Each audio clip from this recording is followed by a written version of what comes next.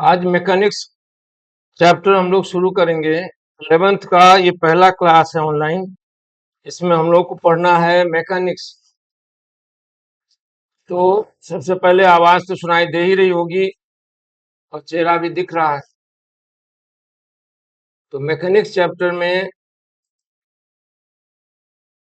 Physical quantity सबसे पहले शुरू करना है। इस चैप्टर में कंटिन्यूटी जरूरी है और साथ में होमवर्क भी घर पे करना पड़ता है।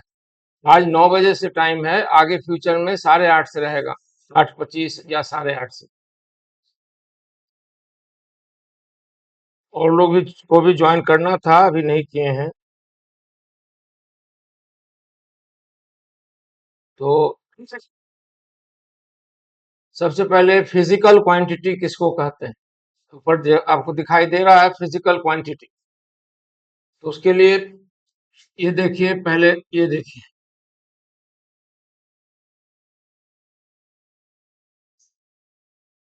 ये मनुष्य का फोटो दिखाई दे रहा है, तस्वीर डायग्राम।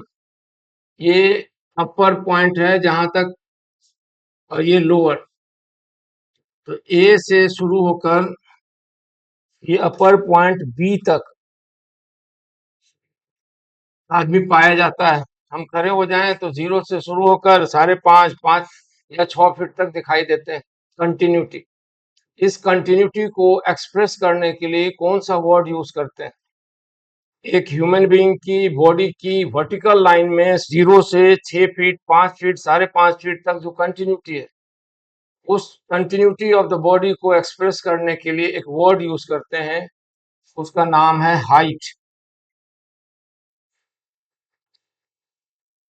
कोई ब्लॉक या कोई बॉडी, पत्थर का टुकड़ा रखा है, इसको हम हिट करें तो ये एक्सेलरेट होता है, मान लीजिए 5 मीटर पर सेकेंड स्क्वायर से।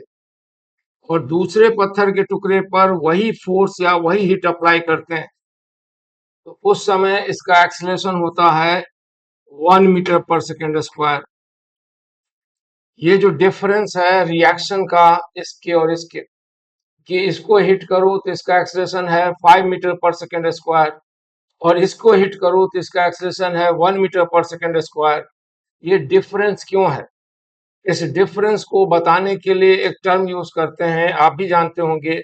क्या सोचते हैं कि अगर अमाउंट ऑफ फोर्स दोनों पर बराबर लगाया जाए फिर भी उनमें एक्सेलरेशन अलग आने का कारण क्या हो सकता है? उसे एक वर्ड से एक्सप्रेस करते हैं, उस वर्ड का नाम है मास। ये स्कूल में भी सुने होंगे कि जिसमें मास का अमाउंट ज्यादा होगा उसमें कम एक्सेलरेशन आएगा, जिसमें मास का अमाउंट कम होगा उसमें ज्यादा एक्सेलरेशन आएगा। कॉपर का कोई वायर है और कॉपर के वायर को अगर बैटरी टर्मिनल से जोड़ते हैं तो इस वायर से होकर इलेक्ट्रिकल करंट फ्लो करता है, और जब नहीं जोड़ते हैं तो कोई करंट फ्लो नहीं करता है। तो इस बॉडी के इस प्रॉपर्टी को एक्सप्रेस करने के लिए कौन सा वर्ड यूज करते हैं? कंडक्टिविटी। बोलेंगे कॉपर में कंडक्टिविटी है और लकड़ी के टुकड़े में नहीं है। ये जो सारे वर्ड्स हैं, जैसे हाइट है, जैसे ये मास है, जैसे कंडक्टिविटी है, ये बॉडी की किसी न किसी प्रॉपर्टी या बिहेवियर को बताते हैं। और प्रॉपर्टी किसको कहते हैं? तो कंडक्टिविटी इस कॉपर की प्रॉपर्टी है और करंट का फ्लो करना उसका बिहेवियर है। यानी करंट कब फ्लो करता है? जब उसको बैटरी टर्मिनल से जोड़ते हैं। अगर बैटरी टर्मिनल से नहीं जोड़े तो करंट का फ्लो नहीं होगा। तो करंट का फ्लो करना बिहेवियर है, जबकि उसमें कंडक्टिविटी है जो इसकी प्रॉपर्टी है, जो हमेशा है, बैटरी से जोड़ें या ना जोड़ें। इसमें जब फोर्स अप्लाई करते हैं तो इस बॉडी के अंदर एक प्रॉपर्टी है मास, जो तय करती है कि एक्सेलरेशन कितना होगा। और फोर्स अप्लाई करने पर एक्सेलरेट का होना या न होना या कम होना, ज्यादा होना, वो इसका बिहेवियर है, यानी रिएक्शन है। रिएक्शन जैसे हम पंखा बंद कर दें तो आपको पसीना आएगा लेकिन कुर्सी टेबल को पसीना नहीं आएगा। ये आपका रिएक्शन है टुवर्ड द चेंज। इसको आपका बिहेवियर कहते हैं। कंडक्टिविटी प्रॉपर्टी हो गई, करंट का फ्लो बिहेवियर हुआ। मास प्रॉपर्टी हुई, एक्सेलरेट होना बिहेवियर हुआ। तो ये प्रॉपर्टी और बिहेवियर को एक्सप्रेस करने के लिए जिन वर्ड्स को हम यूज करते हैं उन्हीं को हम फिजिकल क्वांटिटी कहते हैं। बस शर्त इतनी सी है कि दे मस्ट बी मेजरेबल, यानी any term or word which is used to express property and behavior of the material body are called physical quantity if they are measurable. क्या ये बात समझे? कोई भी बॉडी, मटेरियल बॉडी की दो बातें, पहला नंबर उसकी प्रॉपर्टी। प्रॉपर्टी क्या है? तो property is information about the body. और दूसरा नंबर बिहेवियर। तो बिहेवियर क्या है? तो behaviour is reaction of the body toward the change in its surrounding. यानी property is information about a body that controls its behavior, and behavior is reaction of the body toward the change in its surrounding. इन दोनों को express करने के लिए जिस word या term का आप यूज करेंगे उन्हें हम फिजिकल क्वांटिटी कहेंगे। बस कंडीशन छोटी सी है कि दे मस्ट बी मेजरेबल। यानी एनी वर्ड और any term which is used to express either one property or behavior of the body are called physical quantity if they are measurable. कोई भी वर्ड, कोई भी टर्म को हम physical quantity कहेंगे अगर वह मेजरेबल हो और वह बॉडी की किसी न किसी प्रॉपर्टी या बिहेवियर को एक्सप्रेस करे। उम्मीद है आप ये वर्ड्स हमारे समझ रहे हैं। नहीं समझे तो मैसेज कर सकते हैं, बात भी कर सकते हैं। वहां पर हैंड रेस का ऑप्शन होता है, उसको क्लिक कीजिएगा तो हम अलाउ कर सकते हैं इधर से। और मैसेज तो जरूर कर सकते हैं, नहीं करेंगे तो पता नहीं चलता हमको। ऑनलाइन में हम कभी पढ़ा नहीं पाते जब तक उधर से रिस्पॉन्ड ना हो कि हमको ये दिक्कत है। दूसरा तीसरा ऑप्शन है व्हाट्सएप पर भेज सकते हैं अपना प्रॉब्लम, अपना डाउट, अपना क्वेश्चन, या तत्काल भी और बाद में भी कि हम ये नहीं समझे या हम समझे, या ये दो ऑप्शन व्हाट्सएप का वो नंबर आपको दिए हुए हैं और आपका नंबर भी सेव है। तो फिजिकल क्वांटिटी किसी को कहेंगे तो एनी वर्ड, यानी एनी वर्ड और टर्म, कोई भी पद या शब्द यूज्ड किस लिए? यूज टू एक्सप्रेस, क्या एक्सप्रेस करना है?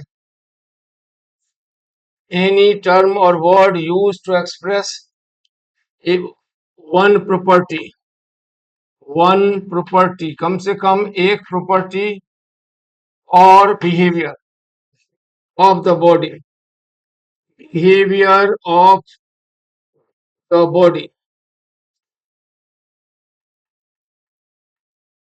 are called physical quantity, are called physical quantity.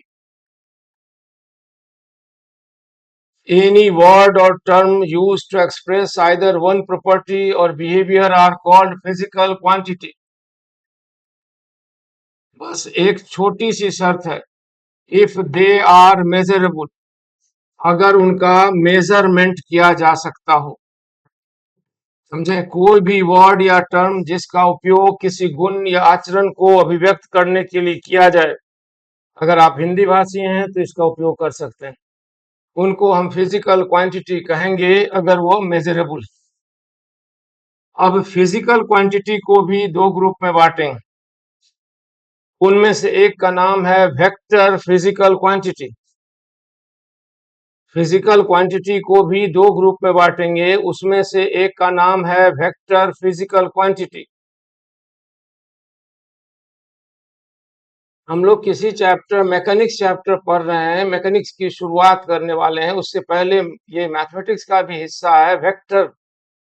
हम फिजिकल क्वांटिटी और मेजरमेंट यूनिट के बारे में अभी नहीं जा रहे हैं, डायमेंशन नहीं, वेक्टर की तरफ बढ़ रहे हैं, फिर बाद में वहां पहुंचेंगे ताकि आपको होमवर्क पहले दिन से मिल जाए।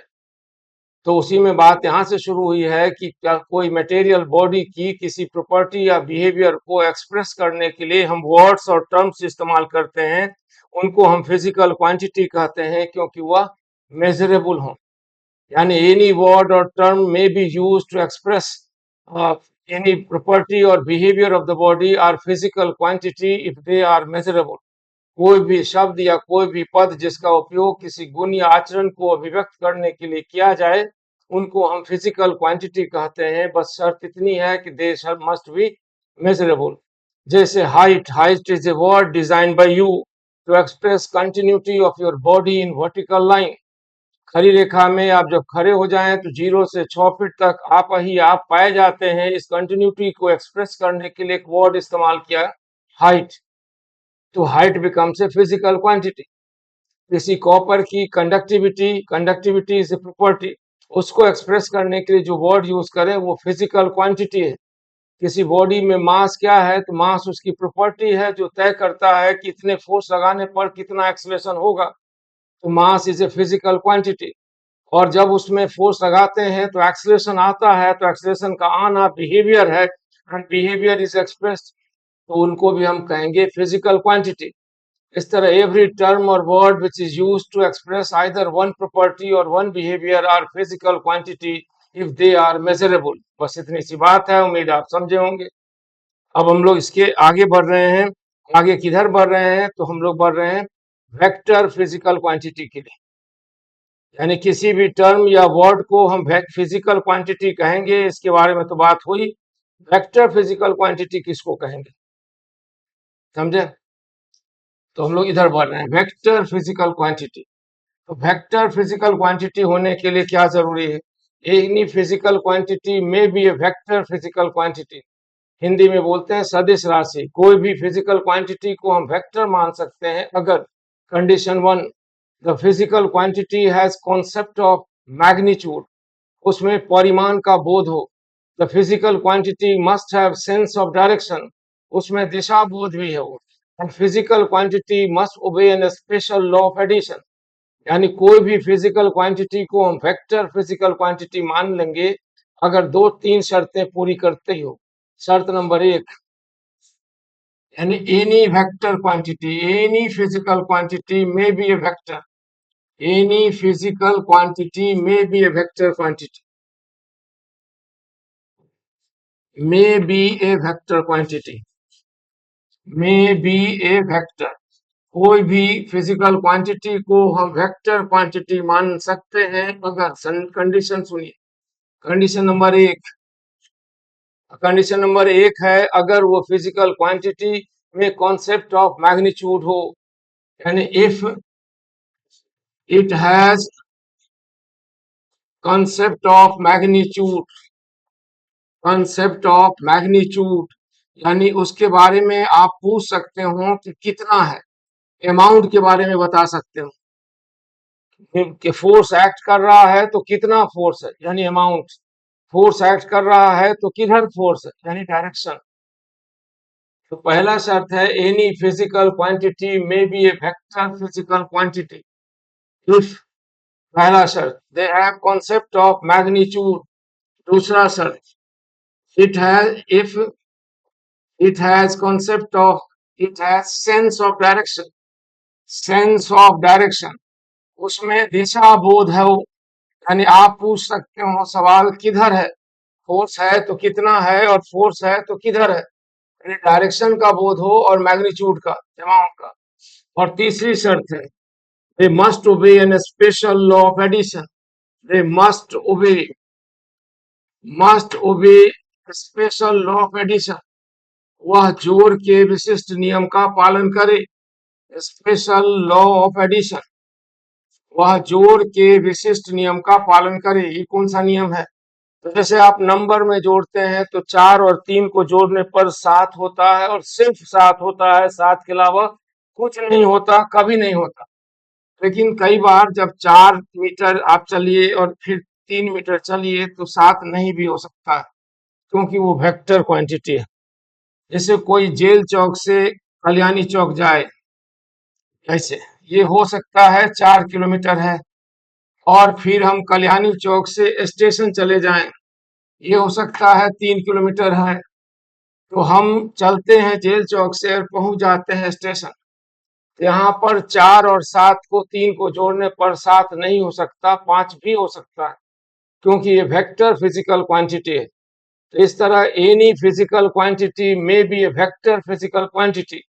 कोई भी भौतिक राशि को हम सदिश राशि कह सकते हैं अगर शर्त नंबर एक, if they have concept of magnitude, उसमें परिमाण बोध हो।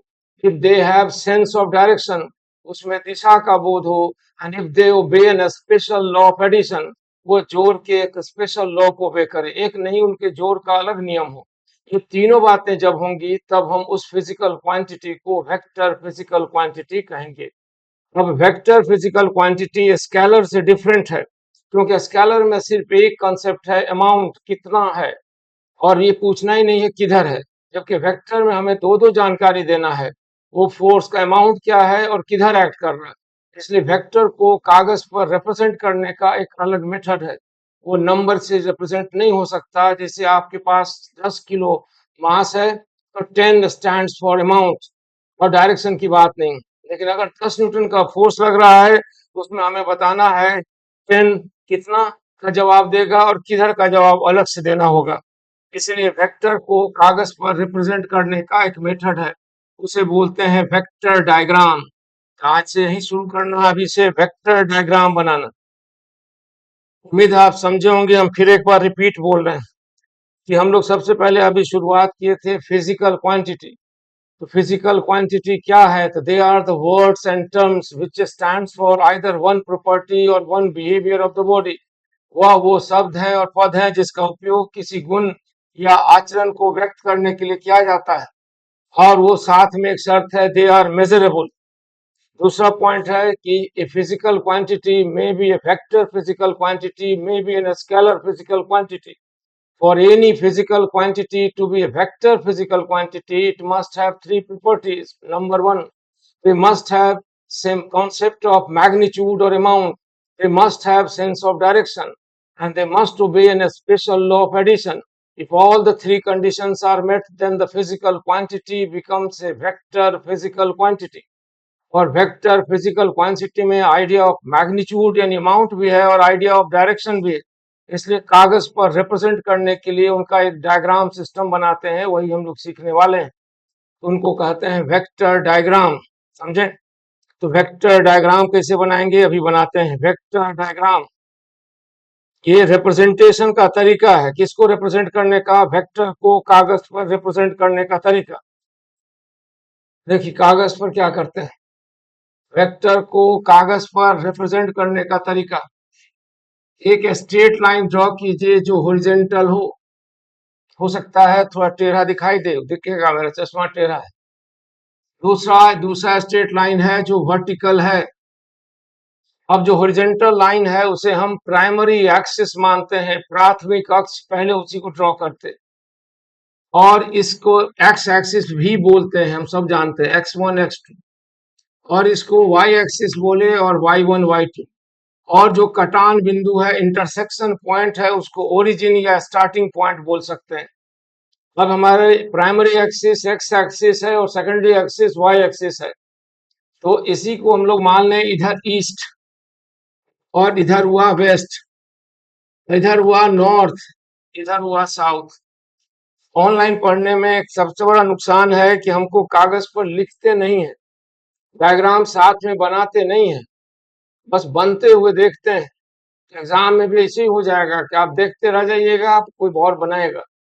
इसलिए कॉपी भी साथ रखनी चाहिए, होमवर्क भी करना चाहिए। कंफर्म करने के लिए आप व्हाट्सएप पर फोटो खींच के भेज भी सकते हैं, अभी भी और बाद में भी, कि सर हम ऐसे ऐसे बनाए थे।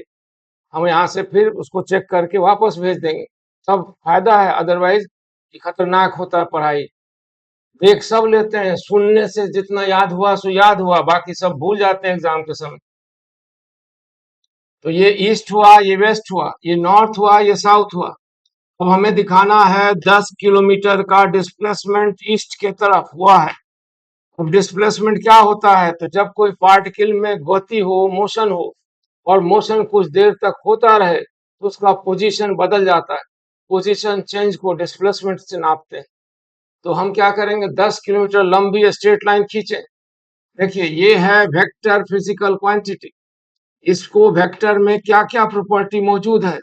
इसमें मौजूद है मैग्नीट्यूड यानी परिमाण, मैग्नीट्यूड, और साथ में मौजूद है डायरेक्शन।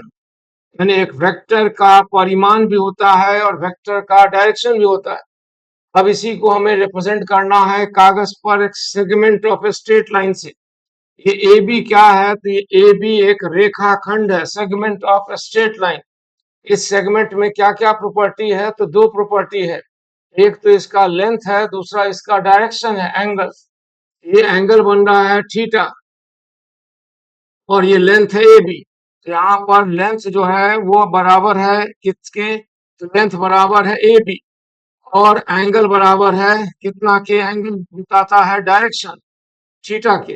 तो हम एक वेक्टर को कागज पर एक स्ट्रेट लाइन सेगमेंट से दर्शाएंगे, यानी वेक्टर को, वेक्टर में मैग्नीट्यूड है, वेक्टर में डायरेक्शन है, तो वेक्टर को कागज पर रिप्रेजेंट करेंगे सेगमेंट ऑफ स्ट्रेट लाइन से। ये जो स्ट्रेट लाइन होगी उसमें लंबाई भी होगी और उसका डायरेक्शन भी होगा। लंबाई वेक्टर के मैग्नीट्यूड के प्रोपोर्शनल होगा और डायरेक्शन, लंबाई जो होगा वो वेक्टर के मैग्नीट्यूड के प्रोपोर्शनल होगा और डायरेक्शन एंगल से रिप्रेजेंट होगा। यानी एक तरफ वेक्टर फिजिकल क्वांटिटी है जिसमें मैग्नीट्यूड है और डायरेक्शन है, और दूसरी तरफ सेगमेंट ऑफ स्ट्रेट लाइन है जिसमें लेंथ है और एंगल है। तो length stands for magnitude and angle stands for direction. समझ में आई बात कि कागज एक वेक्टर फिजिकल क्वांटिटी में दो एस्पेक्ट है, एक उसमें मैग्नीट्यूड है, दूसरा डायरेक्शन है, और एक सेगमेंट ऑफ स्ट्रेट लाइन में दो एस्पेक्ट है, एक उसका लेंथ है, दूसरा एंगल है। तो magnitude is represented by length and angle is, direction is represented by angle. और तब इस सिद्धांत के आधार पर यहाँ हमें दिखाना है 10 किलोमीटर ईस्ट। तो 10 किलोमीटर लंबी लाइन खींचना मुश्किल है, ना कागज है ना उतना इंक है, तो हम स्केल बना लेंगे कि 1 किलोमीटर बराबर 1 सेंटीमीटर है। तो अगर 1 किलोमीटर को 1 सेंटीमीटर से रिप्रेजेंट कर रहे हैं, तो यहाँ 10 सेंटीमीटर लाइन पूरब की तरफ खींचे। ये देखिए आपको भी खींचना चाहिए और बाद में हमको व्हाट्सएप से फोटो लेके भेज देना चाहिए। ये OA जो है ना, ये OA is the segment of line that represent the vector 10 kilometre east. OA वह सेगमेंट ऑफ लाइन है जो वेक्टर को रिप्रेजेंट करता है 10 किलोमीटर ईस्ट को। इसका मैग्नीट्यूड लिखने का तरीका है, ये देखिए दो लाइन हम ऐसे खींचे ए, ये हुआ मैग्नीट्यूड, इसको रिप्रेजेंट करेंगे ए बराबर OA। अब ये दो लाइन वाला क्या है, इसको यहाँ लिखिए मॉडुलस। हो सकता है आप जानते हो, नहीं जानते हो तो समझिए। मॉडुलस ऑफ, मान लो एक्स निकालना है जिसको हम लोग बोलते हैं ये मॉडुलस, तो इसका मतलब हुआ एक्स का स्क्वायर करो फिर रूट लो और एक्स का एब्सोल्यूट वैल्यू लिखो माइनस हटा के। उसी तरह वेक्टर ए का मैग्नीट्यूड हुआ OA और वेक्टर ए यहाँ है, तो एक्स एक्सिस से एंगल कितना बना रहा है, तो एक्स एक्सिस से एंगल बना रहा है 0 डिग्री, क्योंकि वेक्टर ए जिस लाइन से रिप्रेजेंट हो रहा है वो एक्स एक्सिस में ही है। तो जब वेक्टर एक्स एक्सिस में है तो एक्स एक्सिस से कितना एंगल बनेगा, तो 0। तो ये रिप्रेजेंटेशन हुआ वेक्टर का कागज पर सेगमेंट लाइन OA से रिप्रेजेंटेशन, जिसको हम वेक्टर डायग्राम कहते हैं। वेक्टर एक फिजिकल क्वांटिटी है जिसमें मैग्नीट्यूड भी है, डायरेक्शन भी है। कागज पर हम उसे सेगमेंट ऑफ स्ट्रेट लाइन से दिखाते हैं। जिस सेगमेंट ऑफ स्ट्रेट लाइन में क्या क्या है, उस सेगमेंट ऑफ स्ट्रेट लाइन में लंबाई है जो मैग्नीट्यूड के प्रोपोर्शनल है और एंगल है जो डायरेक्शन बताता है। तो अब और बनाते हैं, तो इसे यहाँ दिखाइए 10 किलोमीटर ईस्ट, आप के बाद अब 10 किलोमीटर नॉर्थ, इसको दिखाना है। हम उसी डायग्राम में भी दिखा सकते थे मगर फिर दोबारा बना रहे हैं। ये वाई एक्सिस को सेकेंडरी एक्सिस माना जाता है, एक्स एक्सिस को प्राइमरी एक्सिस। इसे ईस्ट कहते हैं, इसे वेस्ट मानते हैं, इधर नॉर्थ कहते हैं और इधर साउथ। अब हमें दिखाना है 10 किलोमीटर नॉर्थ, स्केल वही है, 1 किलोमीटर बराबर कितना, 1 सेंटीमीटर, तो 10 किलोमीटर बराबर 10 सेंटीमीटर। तो नॉर्थ किधर है, तो वाई एक्सिस पर है, तो ओरिजिन से वाई एक्सिस पर 10 सेंटीमीटर की लाइन ड्रॉ करते हैं। यहाँ हम ड्रॉ किए, इसका नाम दे देते हैं बी, और ये लाइन है OB। अब वेक्टर बी जो कि 10 किलोमीटर नॉर्थ के बराबर है, वह रिप्रेजेंट हो रहा है लाइन OB से। लाइन OB क्या है, तो वाई एक्सिस में है, यानी एक्स एक्सिस से 90 डिग्री बनाता है, और उसका मॉडुलस यानी मैग्नीट्यूड, वेक्टर बी का मॉडुलस यानी मैग्नीट्यूड बराबर है 10 किलोमीटर। और ये लाइन एक्स एक्सिस से एंटी क्लॉकवाइज, एंटी क्लॉकवाइज नहीं जानते, देखिए घड़ी में 12 बजता है, 12 के बाद 1, 1 के बाद 2, 2 के बाद 3, तो ऐसे कोई चीज चल रही है जिसे बोला जाता है क्लॉकवाइज। क्लॉकवाइज नेगेटिव मानते हैं एंगल को, इसे बोला जाएगा क्लॉकवाइज, क्लॉक के मतलब। और अगर ऐसे घूम रहे हो तो इसे बोला जाएगा एंटी या काउंटर क्लॉकवाइज। ये याद रखिए अगर नहीं मालूम है तो। क्लॉकवाइज एंगल जो होता है उसे निगेटिव माना जाता है, और काउंटर क्लॉकवाइज या एंटी क्लॉकवाइज जो होता है उसे पॉजिटिव। अब अभी जो हम वेक्टर दिखा रहे हैं उसमें एंगल एरो से जो दिखा रहे हैं वो रेफरेंस एक्सिस एक्स एक्सिस से किस सेंस में है, क्लॉकवाइज है या एंटी क्लॉकवाइज है। ये वेक्टर जिस बी जिसे लाइन ओ बी से दर्शाया गया है, line O B X axis से 90 डिग्री बनाता है। इस एरो वाले 90 डिग्री को क्या माने, प्लस 90 या माइनस 90। मतलब हम कैसे बोले ये बात है। आप मैसेज भी कर सकते हैं, इसे हम मानेंगे एंटी क्लॉकवाइज है इसलिए प्लस 90। तो थीटा बराबर हो गया प्लस 90। और जानते हैं इसी डायरेक्शन को हम अपोजिट डायरेक्शन में घूम कर ही बता सकते हैं। अपोजिट डायरेक्शन में तो ऐसे, अगर ऐसे हो तो कितना एंगल बन रहा है, ये 90 है, ये 90 है और ये 90 है। क्लॉकवाइज सेंस में टर्न दें तो उसी जगह पहुंचने के लिए हमें बनाना पड़ता है -270। अब माइनस क्यों ले रहे हैं, तो एंटी क्लॉकवाइज पॉजिटिव तो क्लॉकवाइज नेगेटिव, ये कन्वेंशन है। तो वेक्टर बी जिसे लाइन ओ बी से दिखाया गया है जो 10 किलोमीटर लेंथ को रिप्रेजेंट कर रहा है, वो पॉजिटिव एक्स एक्सिस से एंटी क्लॉकवाइज सेंस में 90 डिग्री बनाता है, और क्लॉकवाइज सेंस में पॉजिटिव एक्स एक्सिस से 270 डिग्री बनाता है। दोनों एंगल एक ही डायरेक्शन को रिप्रेजेंट करते हैं। अब अगला बनाए 10 किलोमीटर साउथ। तो 10 किलोमीटर नॉर्थ के बाद वेस्ट भी ले सकते हैं, साउथ भी।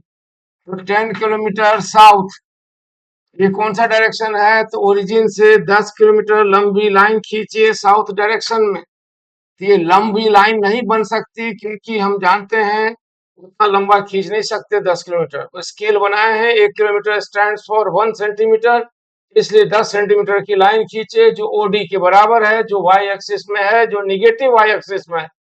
उसका नाम सी रखे हैं, तो सी का मैग्नीट्यूड यानी एब्सोल्यूट वैल्यू होगा 10 किलोमीटर। और वेक्टर सी यहाँ एक्स एक्सिस से कितना एंगल बना रहा है, एक्स एक्सिस से ऐसे घूमना पड़ेगा तब पहुंचेंगे ओसी ओडी में। तो आप बताइए ये कितना एंगल है एंटी क्लॉकवाइज सेंस में। एक्स एक्सिस से एंटी क्लॉकवाइज सेंस में इस डायरेक्शन में पहुंचने के लिए 190, 290 और 390 बनाना पड़ता है, जो बराबर है 270 के। ठीक है। और अगर इधर से नापे तो क्या है, -90। इसलिए वेक्टर को दिखा रहे हैं इस एंगल से, सेगमेंट ऑफ स्ट्रेट लाइन से, और एंगल दिखाता है उसका डायरेक्शन। अभी एक और बनाए, वो है नॉर्थ ईस्ट डायरेक्शन में। नॉर्थ ईस्ट डायरेक्शन का वेक्टर डायग्राम। तो कोई डिस्प्लेसमेंट हुआ है जो किधर हुआ है, तो नॉर्थ ईस्ट में। Neither north nor east but both, ना पूरब है ना उत्तर है, मगर पूरब भी है उत्तर भी है। सोचिए नॉर्थ ईस्ट डायरेक्शन किसको कहते हैं, नॉर्थ ईस्ट। तो 10 किलोमीटर नॉर्थ ईस्ट ड्रॉ कीजिए। ये हुआ वाई एक्सिस और ये है एक्स एक्सिस। इसे हम ईस्ट माने, इसे हम वेस्ट कहें, और ये हुआ नॉर्थ और ये हुआ साउथ। अब किधर दिखाना है, तो नॉर्थ ईस्ट, नॉर्थ और ईस्ट के बीचों बीच। तो नॉर्थ और ईस्ट के बीचों बीच ये डायरेक्शन हुआ। इसको आप नाम दे दें सी बी, कुछ भी बी देते हैं। तो वेक्टर बी किस लाइन से रिप्रेजेंट हो रहा है, तो ओपी से। वेक्टर बी की लंबाई रिप्रेजेंट करती है मैग्नीट्यूड को 10 किलोमीटर के। वेक्टर बी एक्स एक्सिस से कितना एंगल बनाता दिख रहा है, और जो भी एंगल है एंटी क्लॉकवाइज पहले देखें फिर क्लॉकवाइज। तो देखिए वेक्टर बी का मैग्नीट्यूड बराबर है कितना, 10 किलोमीटर। और vector B X axis angle बना रहा है 45 डिग्री। ठीक है। ये हो गया दो तरह का vector diagram, along the axis and with making an angle with the x axis। अब इसके बाद 10 किलोमीटर नॉर्थ वेस्ट, ढूंढिए नॉर्थ वेस्ट डायरेक्शन और ड्रॉ कीजिए।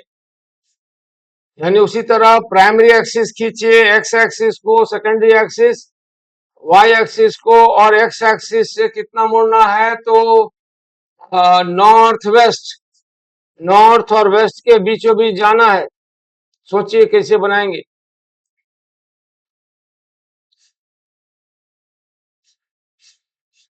नॉर्थ वेस्ट, देखिए इधर नॉर्थ होगा और इधर वेस्ट होगा। 10 kilometre north west, north west direction बीचों बीच 45 डिग्री पर होता है। ये 45 वाला मिडिल जो बाइसेक्टर है ना, उसी डायरेक्शन को नॉर्थ वेस्ट का। और ये एंगल कितना तो 135। वेक्टर बी का मैग्नीट्यूड बराबर बी बराबर 10 किलोमीटर, और एक्स एक्सिस एंगल हुआ +135 डिग्री। बोलिए समझे। ये है vector diagram. Vector is a physical quantity which may have magnitude, concept of magnitude, idea of a sense of direction, and they must obey a special law of addition. क्योंकि उसमें magnitude के साथ direction भी associated है, इसलिए उनके representation का एक अलग तरीका है जिसको हम लोग अभी अभी पढ़ रहे हैं। उसका नाम है वेक्टर डायग्राम।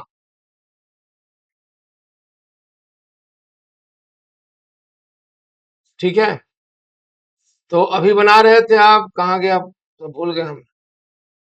यही था।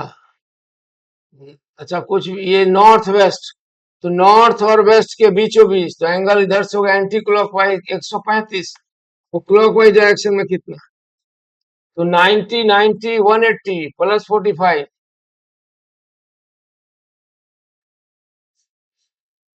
180 +45 तो कितना आ गया।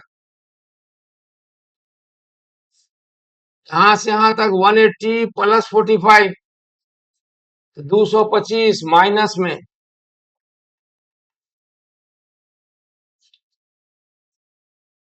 इस तरह वेक्टर डायग्राम बनाते हैं। अब एक और बनाइए, फिर और प्रैक्टिस के होमवर्क देंगे हम।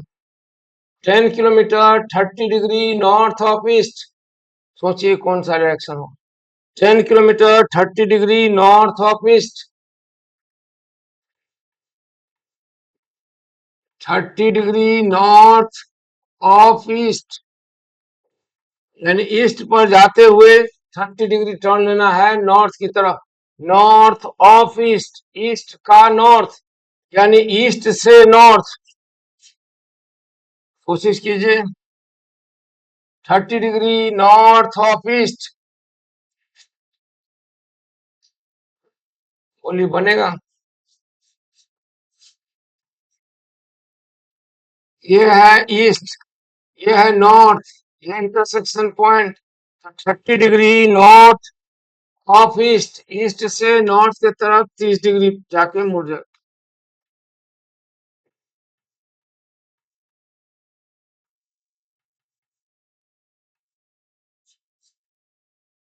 तो वेक्टर सी का मैग्नीट्यूड हो गया 10 किलोमीटर, और एक्स एक्सिस एंगल हुआ 30 डिग्री। ये डायग्राम हुआ। इस तरह बनाते हैं वेक्टर डायग्राम। अब लिखिए कौन कौन सा वर्क बता रहे हैं, घर पे बनाना है।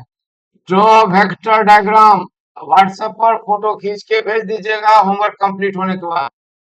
ड्रॉ वेक्टर डायग्राम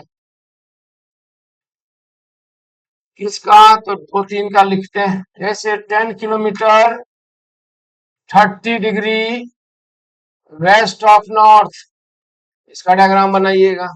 मैग्नीट्यूड भी लिखिएगा, एंगल भी। फोटो जरूर भेज दीजिएगा ताकि हम रीचेक करके भेज दें, अदरवाइज ऑनलाइन पे पता होता नहीं चलता कि कोई पढ़ रहा है या ना पढ़ रहा है। उसके बाद 10 kilometre 60 degree south of west, इसका भी डायग्राम बनाएंगे। और तीसरा 10 kilometre 30 degree north of west, इतना 3 का डायग्राम बनाएंगे और व्हाट्सएप पर भेज देंगे। समझे? इसके बाद अगला क्लास इसी टॉपिक पर आगे बढ़ने वाले हम लोग। शुरू में थोड़ा स्लो होगा, फिर स्पीड गेन करेंगे हफ्ता भर में।